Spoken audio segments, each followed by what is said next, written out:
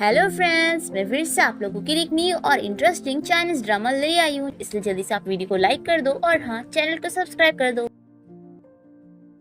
Drama की starting हमारी इस कहानी के हीरो ये चिंग के साथ होती है, जो अपनी वाइफ जिया को हॉस्पिटल लाया होता है, जिसे किसी ने चाकू मार के घायल कर दिया था। सर्जरी के बाद डॉक्टर ये चिंग को बताते हैं कि वो उसकी वाइफ जिया को नहीं बचा पाए। तभी नर्स ये चिंग को उसका बेबी ला के देती है और कहती है कि बस बेबी की जान बच पाई है। तभी असिस्टेंट ये चिंग को डीएनए टेस्ट रिपोर्ट ला के दिखाता है और कहता है कि पिछली बार वाली जो टेस्ट रिपोर्ट थी उसे किसी ने बदल दिया था और ये बेबी सच में उसका ही है। ये जानने के बाद ये चिंग बहुत ही ज्यादा रोने लग जाता है। वो याद करता है कि उसने जिया पर शक किया था कि ये उसका बेबी है ही नहीं। ये चिंग बहुत ही ज्यादा बीमार हो जाता है और उसे खून की वॉमिटिंग भी होने लगती है। वो अपने असिस्टेंट को तुरंत ही पुलिस बुलाने के लिए कहता है और फिर यहाँ रोते हुए जिया से माफ़ी मांग रहा होता है। तभी इतने में यहाँ पर चैन आ जाता है और वो ये चिंग को चिल्लाता है कि अब तुम रोने की एक्टिंग क्या कर रहे हो। पहले तुमने जिया पर कभी बिलीव नहीं किया और तुम्हारी वजह से वो मर गई है, और आज मैं तुम्हें ये भी बताता हूँ कि तुम्हारी जान जिसने बचाई थी वो कोई और नहीं बल्कि जिया ही थी। ये चिंग को याद आने लगता है कि जब वो छोटा था तब उसकी जान जिया नहीं बचाई थी। ये सब चीज़ों के बारे में सोचते ही ये बेहोश हो जाता है। फिर इसी के साथ ही 6 साल बीत जाते हैं और ये चिंग बहुत ही बीमार होता है, पर क्योंकि आज उसकी कंपनी की 10th एनिवर्सरी थी इसलिए वो कंपनी जाने के लिए निकल रहा होता है। असिस्टेंट उसे कहता भी है कि उसकी बॉडी बहुत ही वीक है तो उसे नहीं जाना चाहिए, पर ये चिंग नहीं मानता। वो कहता है कि आज मेरा जाना ज़रूरी है। यहाँ पर असिस्टेंट ये चिंग को कार में बैठा रहा होता है। तभी इतने में यहाँ सामने से वो जिया को जाते हुए देख लेता है और बहुत ही शौक होता है। उसे अपनी आंखों पर यकीन नहीं होता, इसलिए वो ये चिंग को इस बारे में नहीं बताता है। हम देखते हैं कि जिया कंपनी में काफ़ी लेट हो गई थी, इसलिए वो सुपरवाइजर को देखकर छुप रही होती है और सुपरवाइजर तो यहाँ पर ये चिंग से बात कर रहा होता है। जिया अपने आप को छुपाते हुए यहाँ से जा ही रही थी कि तभी उसका पैर फिसल जाता है और वो गिरने लगती है और उसकी वजह से असिस्टेंट को धक्का लगता है और असिस्टेंट की वजह से ये चिंग को और फिर ये चिंग की वजह से सुपरवाइजर को, और नीचे गिरता है सुपरवाइजर और वो बहुत ही गुस्से में जिया को चिल्लाता है, क्या तुम्हारे पास आंखें नहीं है? तुम देख क्यों नहीं चलती हो? फिर जिया तुरंत ही सुपरवाइजर से माफी मांगने लगती है। तभी ये चिंग की नजर जिया पे पड़ती है और वो शॉक हो जाता है। सुपरवाइजर जिया की माफी एक्सेप्ट ना करते हुए उसे कंपनी से फायर करने लगता है, पर तभी जल्दी से ये चिंग जिया को हक कर लेता है।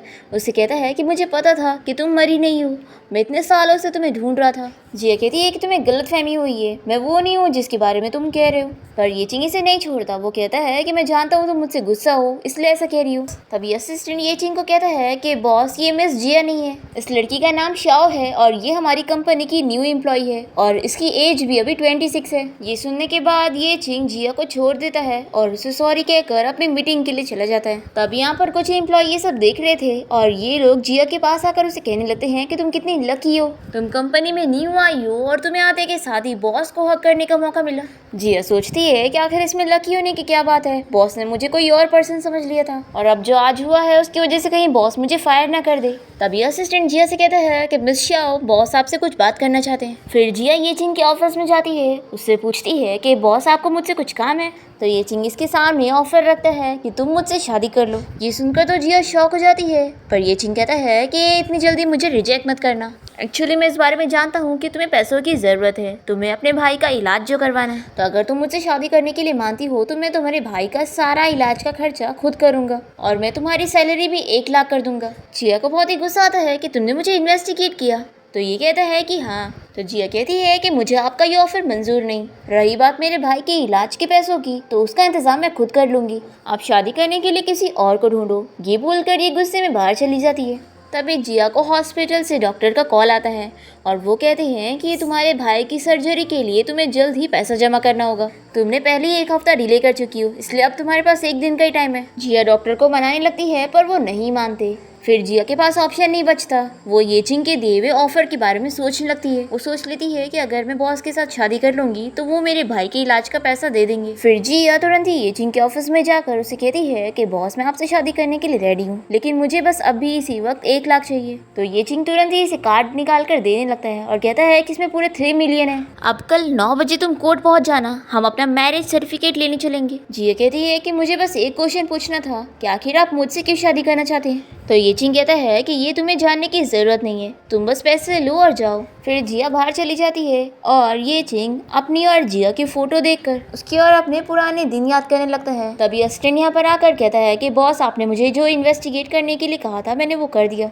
तो ये चिंग कहता है कि तुम मुझे डायरेक्टली बता दो कि वो जिया है या नहीं। तो असिस्टेंट कहता है कि बॉस मिस जिया 6 साल पहले ही मर चुकी है और आपको ये रियलिटी एक्सेप्ट कर लेनी चाहिए। पर ये चिंग कहता है कि नहीं, मुझे यकीन नहीं हो रहा, मुझे लगता है कि वही जिया है, क्या पता उसकी याददाश्त चली गई होगी और या फिर वो मुझे देखना नहीं चाहती इसलिए ऐसे रिएक्ट कर रही थी। असिस्टेंट कहता है कि बॉस आप कैसे भूल सकते हो, आपने खुद ही मिस जिया की बॉडी देखा और आप खुद को इतना ब्लेम मत करो, मिस जिया की मौत में आपकी कोई गलती नहीं है। तो ये चिंग कहता है कि आखिर मेरी गलती कैसे नहीं है। वो याद करता है कि वो अपने गार्ड्स के साथ जिया को ढूंढते हुए पहुंचा था, पर तब तक जिया को काफ़ी चोट लगी हुई थी और उसने ये चिंग से बोली थी कि मेरे बच्चे को बचा लेना। फिर ये चिंग असिस्टेंट से कहता है कि तुम उस लड़की को मेरे घर लेके जाना। असिस्टेंट कहता है कि बॉस वो लड़की मिस जिया है ही नहीं, तो आप ऐसा क्यों करना चाहते हैं। तो ये चिंग कहता है कि मैं जिया की भरपाई करना चाहता हूँ।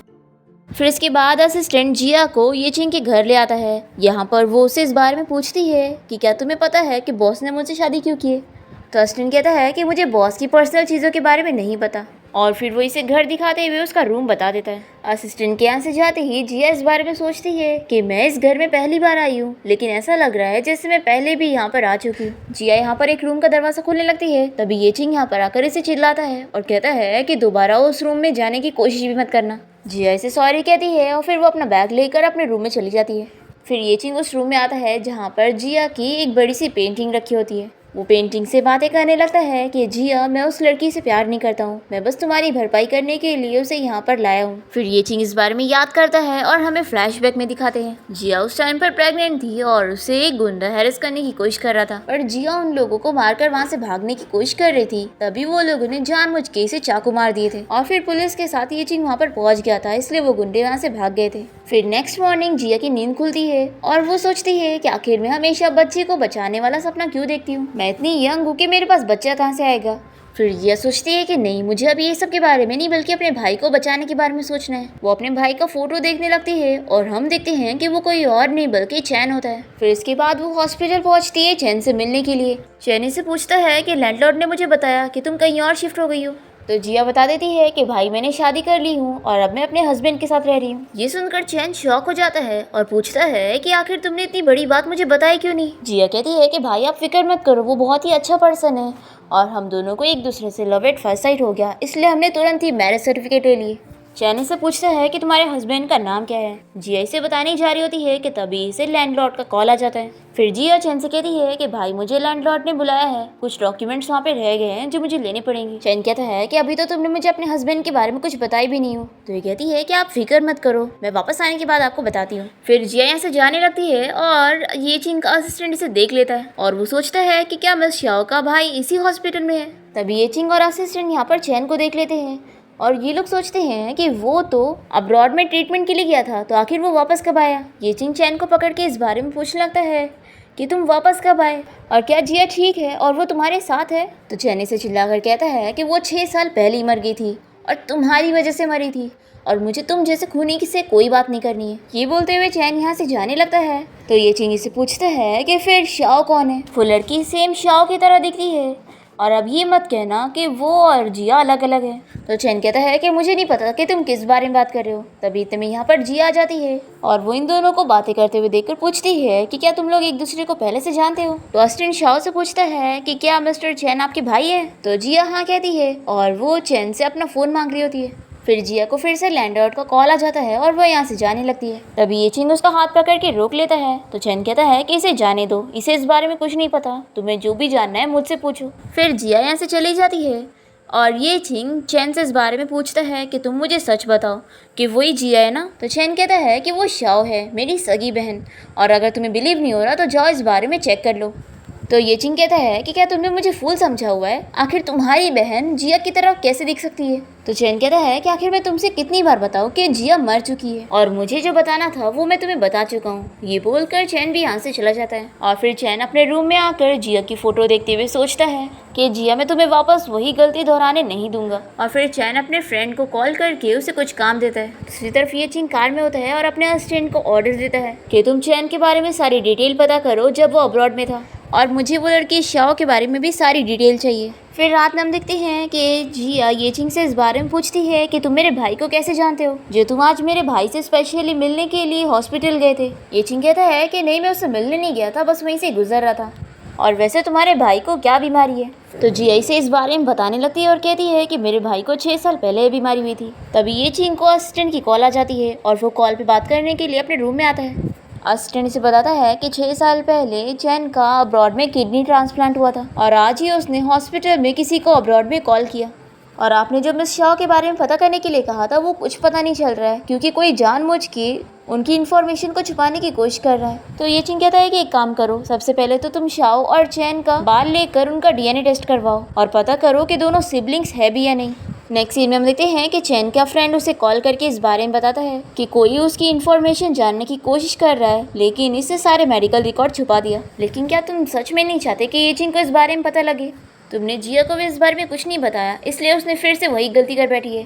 तो चैन कहता है कि तुम्हारे कहने का क्या मतलब है? क्या जिया का जो हस्बैंड है वो कोई और नहीं बल्कि ये चिंग है? तो इसका फ्रेंड शॉक होकर कहता है कि क्या तुम्हें इस बारे में पता ही नहीं था? नेक्स्ट डे हम देखते हैं कि कंपनी में एम्प्लॉयज जिया को देखते हुए इस बारे में बात कर रहे होते हैं कि लड़की जानी पहचानी क्यों लगती है, जैसे कि ये बॉस की एक्स वाइफ जिया की तरह दिखती है। जिया ये सुन लेती है और पूछती है कि तुम लोग किसकी बात कर रहे हो, कि मैं किसकी तरह दिखती हूँ? तो ये एम्प्लॉयज इसे नहीं बताते और अपना काम करने चले जाते हैं। फिर जिया इस बारे में सोच ही रही होती है कि तभी गलती से उसे एक ग्लास गिर जाता है और फिर वो ग्लास के टुकड़ों को उठाने लगती है। तभी इतने में यहाँ पर ये चिंग आ जाता है और वो देख लेता है कि जिया के हाथ में चोट लग गई है, इसलिए वो उसे अपने ऑफिस में लाकर उसके हाथ पर मेडिसिन लगा रहा होता है। तभी जिया फिर से सोचती है कि क्या वो सच में बॉस की एक्स वाइफ जिया की तरह दिखती है। फिर वो तुरंत यहाँ से जाने लगती है। तो ये चिंग इसे कहता है कि आज रात तुम मेरे साथ बर्थडे डिनर के लिए चलोगी और मेरे बेडरूम में ड्रेस रखा हुआ है, तुम जाके ले लेना। फिर जिया के यहाँ से जाने के बाद ये चिंग अपने असिस्टेंट को जिया का ब्लड दे देता है और उसे ऑर्डर देता है कि जाओ इस ब्लड का टेस्ट करवा के पता करो कि क्या चैन और शाओ सच में सिबलिंग्स है या नहीं। फिर इसके बाद जिया जब ये चिंग के रूम में आती है तो उसे यहाँ पर एक रेड कलर की ड्रेस दिखती है। वो सोचती है कि ये ड्रेस उसने अपने सपने में देखी है। फिर ये इस ड्रेस को पहनने के बाद रेडी हो जाती है और बहुत ही खुश होती है। तभी इसे ये चिंग का कॉल आता है। वो पूछता है कि तुम रेडी हुई कि नहीं, मैं बाहर तुम्हारा वेट कर रहा हूँ। जिया यहाँ से जाने लगती है और हम देखते हैं कि वो ड्रेस एक बॉक्स में रखी होती है और जिया ने कोई और ही ड्रेस पहन ली थी। जैसे ही जिया यहाँ बाहर निकलती है तो ये चिंग इसे देखकर शॉक हो जाता है और वो अपनी वाइफ जिया को याद करने लगता है और फिर होश में आते ही वो इसे चिल्लाता है और कहता है कि मैंने तुम्हें ये ड्रेस पहनने के लिए नहीं कहा था, तुम्हारी ड्रेस बॉक्स में रखी हुई थी। फिर जिया इसे सॉरी कहकर जाकर दूसरी वाली ड्रेस चेंज करके आती है। फिर इसके बाद ये लोग पार्टी में पहुंचते हैं और यहाँ पर एक लड़की जिया को देखकर सोचती है कि यानी वो मरी नहीं थी और उसने बस उसके सिस्टर याओ को अब्रॉड भेजने के लिए मरने की एक्टिंग करी थी। वो गुस्से में उसके ऊपर अपनी वाइन फेंक देती है और कहती है कि तुम तो मर गई थी ना। तो जिया से चिल्लाती है कि तुम हो कौन और मैं तुम्हें नहीं जानती हूँ। तभी इतने में यहाँ पर ये चिंग आ जाता है और वो लीची को चिल्लाकर शाओ से माफ़ी मांगने के लिए कहता है, पर ये नहीं मानती और कहती है कि इसकी वजह से मेरी सिस्टर को अब्रॉड जाना पड़ा। ये सब बोलते हुए वो गुस्से में चली जाती है। फिर ये चिंग जिया से पूछता है कि वो ठीक है कि नहीं। तभी इसे असिस्टेंट की कॉल आ जाती है और वो इसे बताता है कि मिस जिया के बारे में पता लगा कि एक्चुअली में चैन ने जिया की बॉडी को अब्रॉड लेकर चला गया था। ये जानने के बाद ये चिंग को बहुत ही गुस्सा आता है कि चैन ने इससे अब तक झूठ बोला है। वो कॉल पे बात करने के बाद जब बाहर आता है तो देखता है कि जिया यहाँ पर है ही नहीं। चिवी से कहती है कि जिया को अभी किसी का कॉल आया था और वो जल्दी में चली गई। ये चिंग इसे वार्न करता है कि आज जो तुमने किया, अगर तुमने अगली बार भी ऐसा की तो तुम्हारे साथ अच्छा नहीं होगा। दूसरी तरफ जिया चैन से मिलने हॉस्पिटल गई होती है। चैन इसे चिल्लाता है कि तुमने मुझे इस बारे में बताई क्यों नहीं थी कि तुमने उस ये चिंग से शादी करी हो। देखो वो कोई अच्छा पर्सन नहीं है, उसे अभी इसी वक्त डिवोर्स दे दो। क्या तुम्हें पता है उसका एक बेटा भी है? क्या तुम उसकी स्टेप मदर बनना चाहती हो? तो जिया पूछती है कि भाई पहले आपने कहा था कि आप उस ये चिंग को जानते नहीं हो, तो आपको कैसे पता कि उसका एक बेटा भी है? मुझे अब सच जानना है कि आप मुझसे क्या छुपा रहे हो। तो चैनी से जिया के बारे में ही बताने लगता है कि एक लड़की थी जो कि ये चिंग को बहुत ही पसंद करती थी, इतना कि उसने उसके लिए अपना ब्लड भी किसी और को दे दी और ये चिंग की वजह से वो मर गई। लेकिन देखो उसको बिल्कुल भी फर्क नहीं पड़ा। वो आज भी अपनी दुनिया में इतना खुश है कि उसने अब उसके बच्चे को भी छोड़ दिया और वो ये भी एक्सेप्ट करने के लिए तैयार नहीं है कि उसी ने उस लड़की को मारा है। ऐसा बंदा जिसने अपनी वाइफ और अपने बच्चे को छोड़ दिया, तुम्हें ऐसे पर्सन से शादी नहीं करनी चाहिए थी, इसलिए अभी इसी वक्त जाके उसे डिवोर्स लो। पर जिया सोचती है कि अगर वो उससे डिवोर्स ले लेगी तो वो उसके भाई का इलाज कैसे करवाएगी। वो चैन से कहती है कि भाई आप रेस्ट करो, मैं इस बारे में सोचूंगी। फिर इसके बाद जब जिया घर पहुंचती है तो देखती है कि ये चिंग इसका ही वेट कर रहा होता है। वो इससे पूछता है कि तुम कहाँ पर थी और तुम्हारा फोन भी नहीं लग रहा था। तो जिया बताती है कि मैं हॉस्पिटल गई हुई थी और फोन की बैटरी डेड है। तो ये चिंग कहता है कि नेक्स्ट टाइम मुझे बता के जाना। तभी जिया से पूछने लगती है कि तुमने मुझसे शादी इसलिए की है ना क्योंकि मैं तुम्हारी एक्स वाइफ जिया की तरह दिखती हूँ और तुम्हारे पास एक बेटा भी है। तो ये चिंग कहता है कि इससे तुम्हारा कोई लेना देना नहीं है। तुम बस पैसे लो और अपना काम करो। तो जिया भी से चिल्लाती है कि आखिर मेरा इससे लेना देना क्यों नहीं है, तुमने मेरे साथ मैरिज फ्रॉड किया है। तो ये चीज से बता देता है कि हाँ तुम जिया की तरह दिखती हो इसलिए मैंने तुमसे शादी किया है, और वैसे भी मेरे बेटे को भी एक मॉम की जरूरत थी और तुम बस मेरी वाइफ की डुप्लीकेट हो, इसलिए तुम्हारे पास कोई हक नहीं है उसके साथ कंपैरिजन करने का। जिया इसे चिल्लाती है कि वो इसकी ऐसे बेइज्जती नहीं कर सकता है, और वो कहती है कि मैं तुमसे डिवोर्स लेना चाहती हूँ और जो भी 3 मिलियन तुमने मुझे दिए हैं वो मैं सारे वापस कर दूंगी। तो ये चिंग कहता है कि लगता है तुमने कॉन्ट्रैक्ट ठीक से पढ़ी नहीं, उसमें साफ लिखा है कि डिवोर्स सिर्फ मैं ही ले सकता हूँ। ये बोलकर ये चिंग सीधे हॉस्पिटल आ जाता है और चैन से कहता है कि मुझे तुमसे बात करनी है। वो इसे पूछता है कि मुझे सच बताओ कि जिया जिंदा है ना, तुमने उसकी बॉडी को अब्रॉड लेके चले गए थे। चैन इसे फिर से समझाता है कि तुमने उसे मारा था और तुम भूल कैसे सकते हो कि तुमने जिया को किस तरीके से ट्रीट किया था। वो प्रेग्नेंट थी फिर भी तुमने उसे मजबूर किया याओ को ब्लड ट्रांसफर करने के लिए, और तुम्हारी वजह से वो हैवी ब्लड लॉस होने की वजह से मर गई। और ये सब बोलते हुए चैन ये चिंग को बहुत ही चिल्लाता है और उसे कहता है कि दोबारा तुम मेरे पास आना मत। फिर नेक्स्ट डे हम देखते हैं कि ये चिंग जैसे ऑफिस में आता है तो जिया से बात करने जाती है, पर ये चिंग इसे चिल्लाता है कि वो अभी इसे परेशान ना करे। जिया का सुपरवाइजर ये देख लेता है और सोचता है कि लगता है अब बॉस भी इससे गुस्सा हो गए हैं तो अब मैं इससे बदला ले सकता हूँ। ये जिया को एक कॉन्ट्रैक्ट देता है और कहता है कि जाओ मिस्टर वांग से इसे साइन करवा के लाओ, और अगर तुमने काम पूरा नहीं की तो तुम्हें फायर कर दिया जाएगा। फिर जिया मिस्टर वांग से कॉन्ट्रैक्ट साइन करवाने के लिए बाहर आई होती है, पर वो इसे एक ड्रिंक पीने पर मजबूर करता है और इसे हैरेस करने की कोशिश करता है। तभी ये चिंग को जैसे इस बारे में पता लगता है तो अपने असिस्टेंट के साथ यहाँ पर जिया को बचाने पहुंचता है और वो मिस्टर वांग की खूब धुलाई करने लगता है। तो असिस्टेंट कहता है कि बॉस आप इसे मुझे हैंडल करने दे दो और आप अपनी वाइफ को घर लेके जाओ।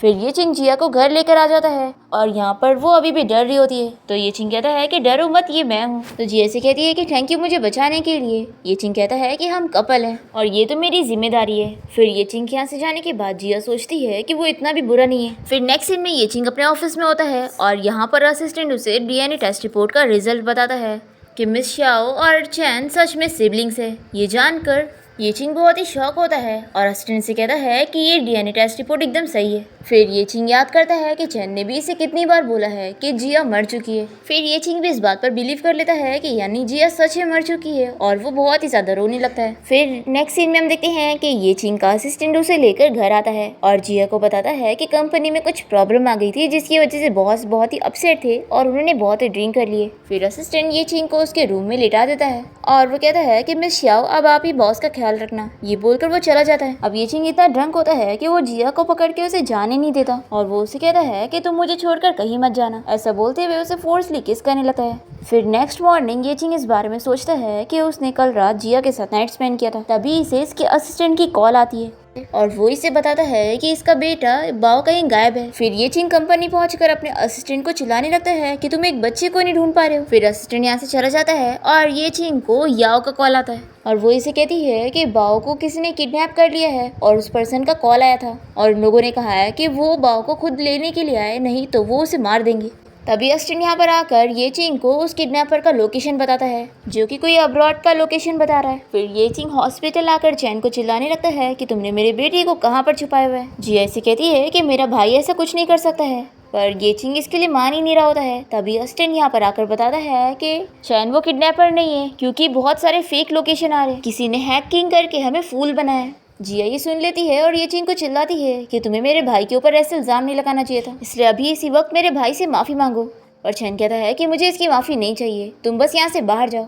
और चैन की तबीयत खराब होने लगती है तो जिया ये चिंग से कहती है कि क्या तुम मेरे भाई को मारना चाहते हो। फिर ये चिंग का असिस्टेंट जल्दी से उसे लेकर बाहर चला जाता है और फिर चैन की सर्जरी चल रही होती है और जिया बाहर उसका वेट करती है। फिर डॉक्टर आके बताता है कि चैन की कंडीशन बिल्कुल भी ठीक नहीं है। ये सुनते के साथ ही जिया यहाँ पर बेहोश हो जाती है और ये चिंग इसे देख लेता है। फिर नेक्स्ट सीन में जब जिया को होश आता है तो वो देखती है कि चैन उसके पास ही बैठा हुआ है। वो उससे कहती है कि भाई मैंने सपने में देखी कि आप मर गए, इसलिए मैं बहुत ही डर गई थी। तो चैन सोचता है कि डॉक्टर ने उसे बताया है कि उसके पास सिर्फ 1 ही साल का टाइम है, पर वो जिया के सामने ऐसे एक्ट करता है कि देखो मैं बिल्कुल ठीक हूँ। फिर जिया इसे बताती है कि वो अब ये चिंग के साथ डिवोर्स फाइल करने के लिए रेडी है। तभी चैन को उसके फ्रेंड की कॉल आ जाती है और वो बाहर बात करने के लिए आता है। इसका फ्रेंड इसे इसकी हेल्थ के बारे में पूछ रहा होता है तो चैन कहता है कि मैं बिल्कुल ठीक हूँ। तो इसका फ्रेंड कहता है कि मुझसे झूठ मत बोलना, मैं जानता हूँ कि तुमने जिया की जान बचाने के लिए उसे अपनी किडनी ट्रांसप्लांट कर दिए थे और उसके लिए तुमने अपनी सारी प्रॉपर्टीज भी बेच दिए और एकदम गरीब हो चुके हो, इसलिए तुम्हारा अच्छा फ्रेंड होने के नाते मैं तुम्हें कुछ पैसे देने के लिए तैयार हूँ, तुम बस अच्छे से अपना ट्रीटमेंट करवाओ। चैन अपने फ्रेंड से पूछता है कि जीजी कैसी है, तो ये बताता है कि अभी उसकी कंडीशन ठीक है और वैसे वो जिया और येचिंग की बेटी है। तो आखिर तुम येचिंग को एक दोबारा चांस क्यों नहीं दे देते? तो चैन कहता है कि बिल्कुल भी नहीं, मैं जिया को वापस से येचिंग के पास नहीं भेजूंगा। तभी जिया यहाँ पर आकर इसे कहती है कि भाई आपको चेकअप के लिए चलना होगा। तभी चैन इसे कहता है कि अब तुम भी घर जाकर अपनी पैकिंग कर लो, क्योंकि अब तुमने येचिंग को डिवोर्स देने का सोच लियो और मैंने तुम्हारे लिए एक रेंट वाला घर भी अरेंज कर दिया हूँ। फिर जिया येचिंग के घर आकर अपना सारा लगेज पैक करती है और तभी कोई डोरबेल बजाता है। जिया दरवाजा खोलती है तो सामने याओ होती है। वो इसे बताती है कि मैं येचिंग की फियांसी हूँ। ये जिया को नैनी बोलते हुए जल्दी से घर में आ जाती है और सोचती है कि मेरी सिस्टर ने मुझे एकदम सही बताई थी, ये लड़की तो पूरी सेम जिया की तरह दिखती है। फिर याओ जानबूझ के जिया को अलग अलग काम बताने लगती है, तो जिया भी सोचती है कि ये मुझे सच में सर्वेंट समझ रही है, लेकिन जाने दो, वैसे भी मुझे येचिंग से डिवोर्स लेना है तो मुझे फालतू की मुसीबत नहीं चाहिए। और फिर ये अपना लगेज लेकर बाहर निकल रही होती है कि तभी सामने से एक बच्चा आता है जो कि जिया और येचिंग का ही बेटा होता है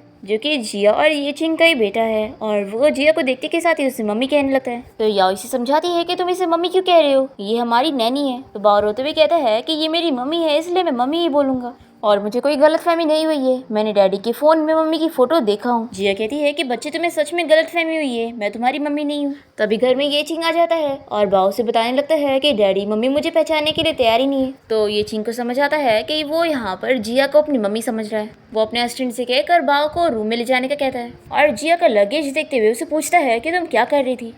तो ये कहती है कि मैं तुमसे डिवोर्स लेना चाहती हूँ। तो याओ कहती है कि अच्छा येचिंग ये तुम्हारी वाइफ है, मुझे लगा था कि ये तुम्हारी नैनी होगी। जिया कहती है कि एक्टिंग मत करो, मैं अच्छे से जानती हूँ कि तुमने मुझे पहले ही पहचान ली थी। और येचिंग से कहती है कि मैंने डिवोर्स एग्रीमेंट तुम्हारे रूम में रखी हूँ, इसे साइन कर देना, फिर हम डिवोर्स फाइल करेंगे। तो येचिंग जिया को रोककर कहता है कि मैंने तुमसे पहले ही बोला था कि मैं इस डिवोर्स के लिए एग्री नहीं हूँ। तो जिया कहती है कि तुम्हारे मानने या ना मानने से मैं रुकने वाली नहीं हूँ। ये बोलकर ये यहाँ से चली जाती है। येचिंग उसके पीछे जाने को करता है तो याओ इसे रोकने लगती है और इसे कहती है कि वो जिया नहीं है, तो आखिर तुम उसके पास क्यों जाना चाहते हो। येचिंग कहता है कि तुम मेरे मैटर से दूरी रहो और मेरे घर से भी निकलो। दूसरी तरफ जिया चैन के घर पहुंचती है और वो इसे पूछता है कि तुम्हें आने में देर कैसे हुई। तो जिया बताती है कि उसका बेटा और उसकी फियांसी अब्रॉड से वापस आए हुए थे और वो ऐसे मोमेंट पे भी मुझसे आर्ग्यूमेंट कर रहा था कि वो मुझे डिवोर्स नहीं देगा। फिर हम यहाँ बाओ को देखते हैं जो कि असिस्टेंट से पूछ रहा होता है कि क्या मम्मी और डैडी दोनों ही मुझे पसंद नहीं करते। स्कूल में सभी बच्चे मुझे यही बोलते हैं कि डैडी ने मुझे इसीलिए छोड़ दिया क्योंकि वो मुझे पसंद नहीं करते। तो असिस्टेंट से बता देता है कि तुम्हारे डैड तुम्हारी केयर इसलिए नहीं कर पाए क्योंकि वो इतने सालों से बीमार थे और हर दूसरे या तीसरे दिन हॉस्पिटल में एडमिट रहते थे।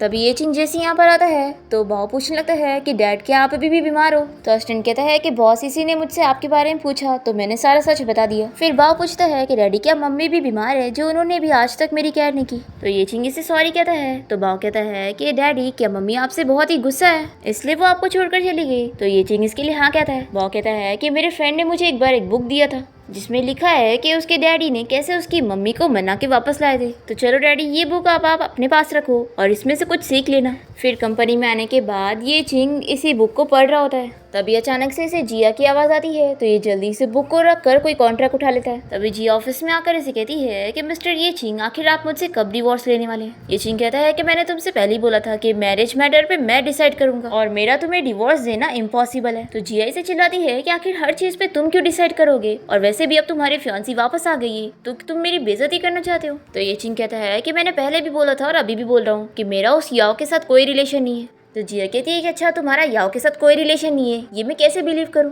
मैं लास्ट टाइम तुमसे पूछ रही हूँ कि तुम मुझे डिवोर्स कब दोगे। तो येचिंग भी फिर से कहता है कि मैंने भी बोला ना कि डिवोर्स इम्पॉसिबल है। तो जिया कहती है कि ठीक है फिर देखो अब मैं क्या करती हूँ। ये बोलकर ये जाने लगती है और पीछे मुड़कर देखती है कि वो अभी भी कॉन्ट्रैक्ट को पढ़ने की एक्टिंग कर रहा है। वो उससे कहती है कि तुम्हारा डॉक्यूमेंट उल्टा है, आखिर तुम क्या पढ़ रहे हो। और फिर ये अपनी लाई हुई कॉफ़ी भी ले जाने लगती है और कहती है कि इसे मैं डॉग को दे दूंगी लेकिन तुम्हें नहीं। फिर असिस्टेंट यहाँ पर आकर येचिंग को बताता है कि उसके बेटे बाओ ने भूख हड़ताल चालू कर दिया है और उसने शर्त रखा है कि अगर आप मिस शाओ से उसे नहीं मिलवाओगे तो वो घर से भी भाग जाएगा। तो येचिंग कहता है कि वो कितना ज़्यादा शरारती हो चुका है। फिर असिस्टेंट बताता है कि वैसे अभी आपको एक अर्जेंट मीटिंग के लिए भी चलना है। फिर इसके बाद येचिंग जैसे मीटिंग के लिए पहुंचता है तो वो देखता है कि यहाँ पर जिया ने अलग अलग स्नैक्स लेकर आई होती है उसे परेशान करने के लिए। असिस्टेंट इसे समझाता है कि बॉस आप मिस शाओ को अपने बेटे के लिए गुस्सा नहीं कर सकते फिर ये मीटिंग स्टार्ट करता है, पर जिया के खाने की आवाज़ इतनी तेज़ होती है कि वो उससे कहता है कि तुम मीटिंग रूम में ये नहीं खा सकती। तो जिया दूसरी चीज़ खाने लगती है, तो ये कहता है कि तुम ये भी नहीं खा सकती। तो जिया सारे स्नैक्स को ट्राई कर करके इसे बहुत ही परेशान करती है, तो इसे मीटिंग बंद करनी पड़ती है। और फिर जिया सारे स्नैक्स लेकर यहाँ से भाग जाती है और सभी एम्प्लॉयज़ भी चले जाते हैं। फिर ये चिंग अपने असिस्टेंट को चिल्लाता है कि ये मुझे बिल्कुल भी सीरियसली नहीं ले रही है, ये मेरी कंपनी है या फिर उसकी।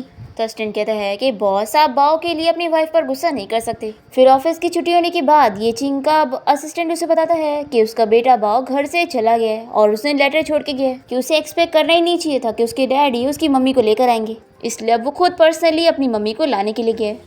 अब तभी इतने में जिया यहाँ पर आकर ये चिंग और उसके असिस्टेंट को धक्का देते हुए लिफ्ट में चली जाती है और इन लोग को चिढ़ाते हुए लिफ्ट से चली जाती है। फिर ये चिंग अपने असिस्टेंट से कहता है कि मैं तो इस लड़की से तंग आ गया हूँ, मुझे डिवोर्स ले लेना चाहिए। और फिर ये बेचारा सीढ़ियों से नीचे जाता है। दूसरी तरफ जिया तो इसे तंग करने के बाद बहुत ही खुश होती है। जैसे ही वो अपने घर पहुँचती है तो देखती है कि बाओ पहले से उसका वेट कर रहा होता है। वो इसे कहता है कि मम्मी मैंने आपको बहुत ही मिस किया और घर में मुझे अच्छा नहीं लगता, मैं आपके साथ इधर ही रहूँगा। तो जिया से कहती है कि देखो मैं तुम्हारी मम्मी नहीं हूँ। तो बाओ कहता है कि मुझे पता है मम्मी आप मुझसे गुस्सा हो ना, लेकिन फिक्र मत करो, देखो अब मैं आपके पास हूँ। तो बाओ की बातें सुनकर जिया को जीजी याद आने लगती है। वो सोचती है कि मैं जीजी से इतना टाइम से दूर रही हूँ, इसलिए मैं उसे बहुत ही मिस कर रही हूँ। जिया उसकी फिक्र करने लगती है कि वो अब्रॉड में भी ठीक भी होगी कि नहीं।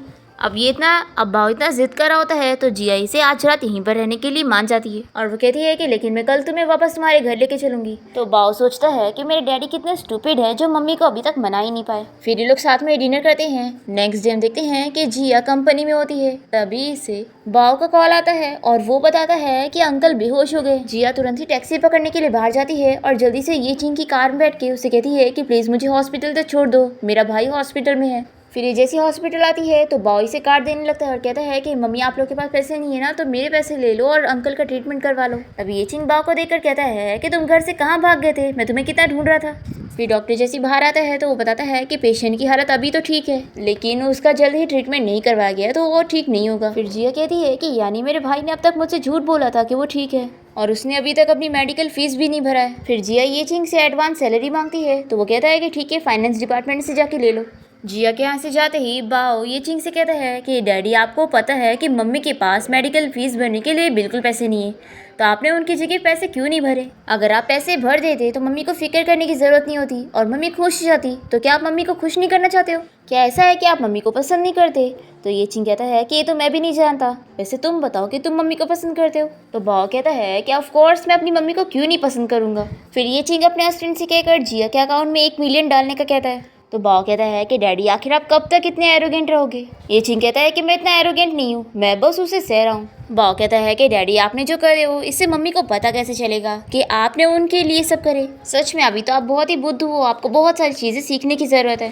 तभी असिस्टेंट यहाँ पर जिया को बता रहा होता है कि बॉस ने ही आपके अकाउंट में 1 मिलियन डलवाए हैं और सच तो ये है बॉस आपकी अभी भी फिक्र करते हैं। जिया ये सुन के खुश होती है। तभी यहाँ पर बाओ असिस्टेंट को देखकर ये चिंग से कहता है कि मैं अंकल ली के साथ घर जा रहा हूँ, जब तक आप मम्मी से अच्छे से बातें करो। और फिर बाओ यहाँ से जाते हुए ये चिंग को गुड लक विश करते हुए असिस्टेंट के साथ चला जाता है। फिर ये चिंग जिया से कहता है कि मुझे तुमसे बात करनी है, आखिर तुम मुझसे डिवोर्स क्यों लेना चाहती हो? हम दोनों अच्छे से लाइफ भी तो जी सकते हैं। जिया ऐसी कहती है कि आखिर तुम मुझसे ऐसा कैसे कह सकते हो? क्या तुमने कभी मेरी रिस्पेक्ट करे हो? और वैसे मैं ये एक्सपेक्ट भी नहीं कर सकती क्योंकि तुमने शुरू से ही बोला था कि हमारा रिश्ता एक पेपर एग्रीमेंट है और मैं मानती हूँ कि मैंने शुरू में तुमसे सिर्फ पैसों के लिए शादी की थी, लेकिन मेरे भी कुछ रूल्स हैं कि मैं नहीं चाहती हूँ कि मेरा हस्बैंड मुझ पे चीट करे। हाँ हमारा रिश्ता फेक है, लेकिन मैं फिर भी ये नहीं चाहूँगी। ये चिंग फिर से कहता है कि मैंने बोला था ना कि याओ और मेरे बीच में कुछ भी नहीं है। तो ये कहती है कि तुम्हें मुझे एक्सप्लेन करने की ज़रूरत नहीं, मैं तो बस तुम्हारी वाइफ की डुप्लीकेट हूँ ना, तो मुझे कोई फ़र्क नहीं पड़ता।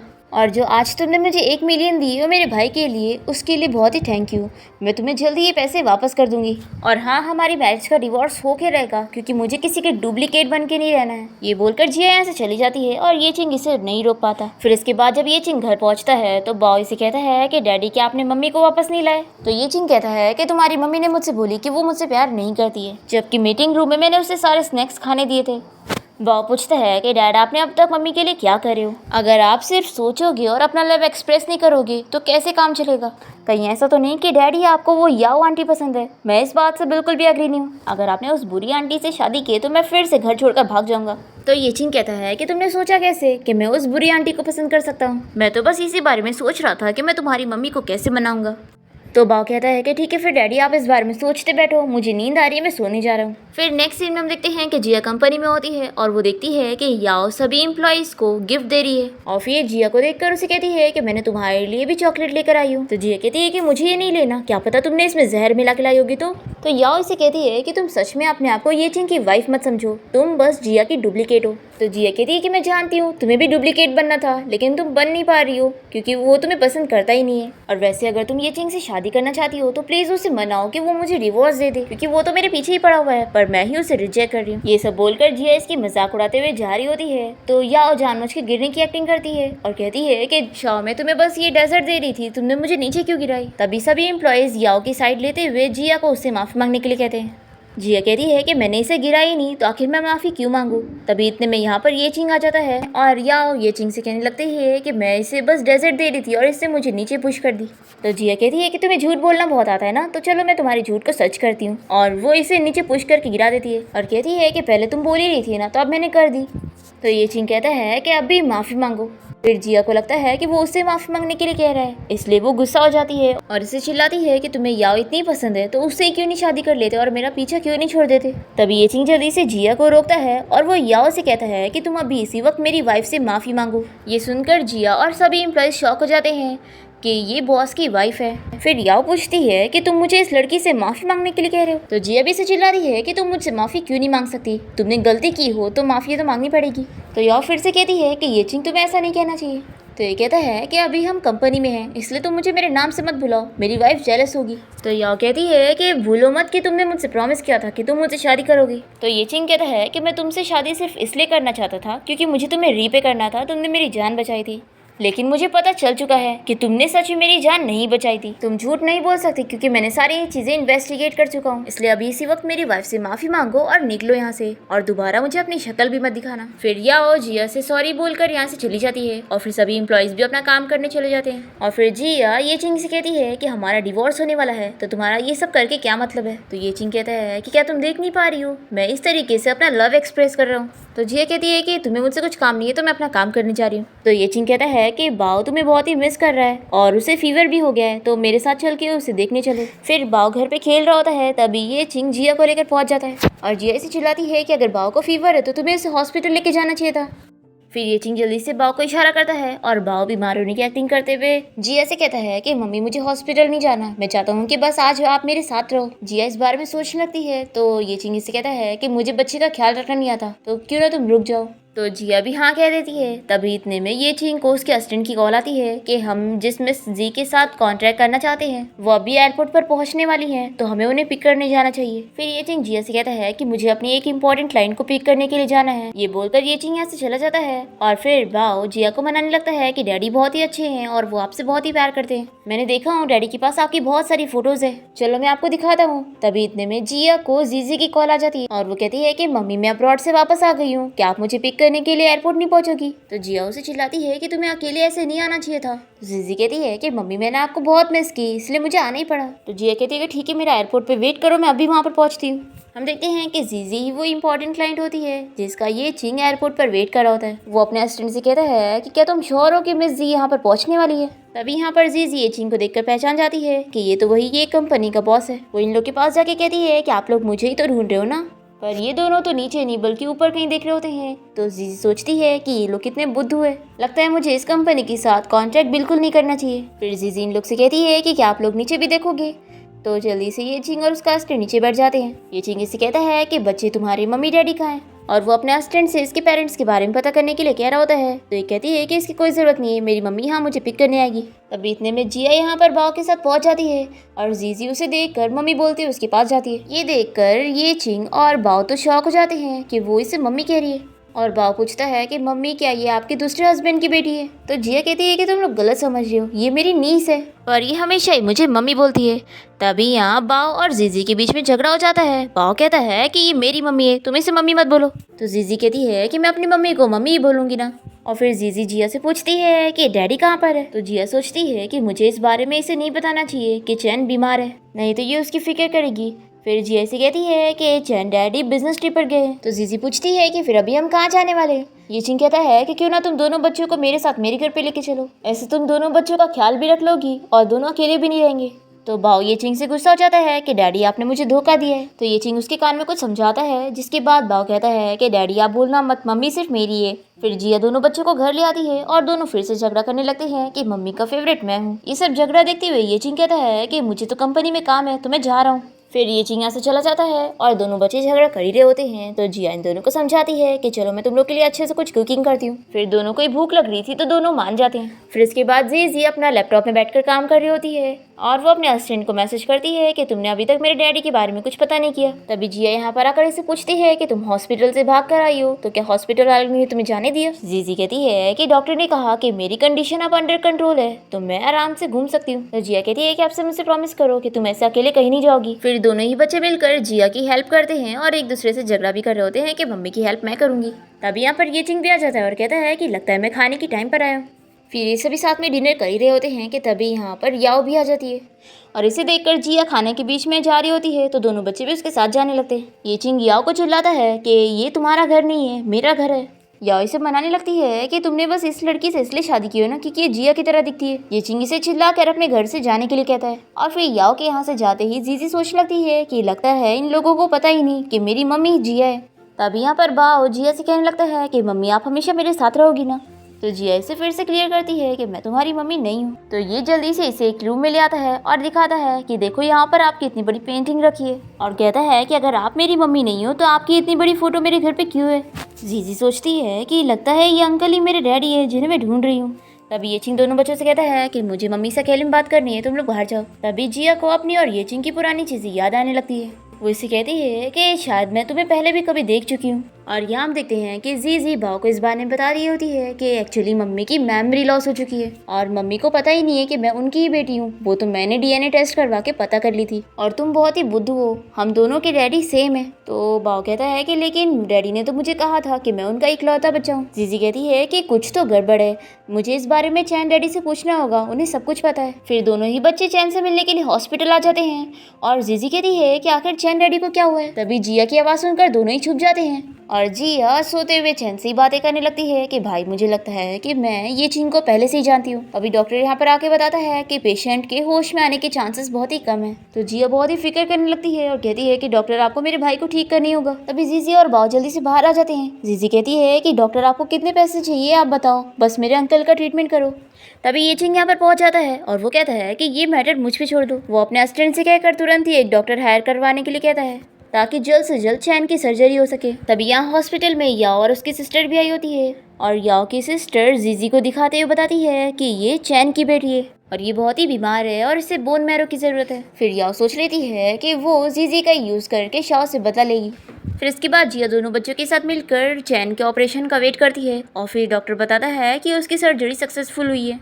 अब तभी इतने में याओ की सिस्टर जिया को देखते हुए उसका मजाक उड़ाने लगती है तो दोनों ही बच्चे जिया को प्रोटेक्ट करने के लिए आगे आ जाते हैं और ये जीजी को ढकेल देती है और सर में चोट लगने की वजह से जीजी बेहोश हो जाती है। फिर ऑपरेशन रूम के बाहर जिया उसके लिए रो रही होती है। तभी इतने में यहाँ पर ये चिंग पहुंच जाता है। जिया इसे जीजी की बीमारी के बारे में बताती है और कहती है कि उसे बोन मैरो की जरूरत है, लेकिन हमारे कोई रिलेटिव नहीं है इसलिए जीजी का बोन मैरो किसी से मैच ही नहीं हुआ। बाओ कहता है कि डैडी मम्मी क्यों ना आप लोग मेरा बोन मैरो मैच करके देखो।